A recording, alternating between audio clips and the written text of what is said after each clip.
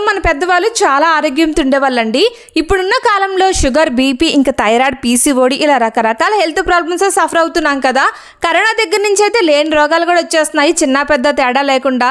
అయితే పిల్లలకి పెద్దలకి ఇమ్యూనిటీ పవర్ చాలా అవసరం అంటున్నారు డాక్టర్స్. అందుకనే డ్రై ఫ్రూట్స్ ఎక్కువ తినమంటారు. కొంతమంది అవి తినడానికే నచ్చరనమాట. మన సబ్స్క్రైబర్స్లో కొంతమంది ఇమ్యూనిటీ లడ్డు చేయండి అక్క, తీసుకుంటాం పికిల్స్తో పాటు అని చెప్పి అడుగుతున్నారు ఎప్పటి నుంచో. బెల్లము, హనీ, షుగర్ ఏమి యూజ్ చేయకుండా డ్రై ఫ్రూట్స్తో ఇమ్యూనిటీ లడ్డు చేస్తున్నాము. అవి కూడా ఆర్డర్స్ తగ్గట్టుగానే అనమాట. మన కస్టమర్స్లో 3 మెంబర్స్ ఫ్రెష్గా లడ్డు చేసి పంపించండి అన్నారు. పికిల్స్తో పాటు ఈచ్ కేజీ ఆర్డర్ చేసుకున్నారండి.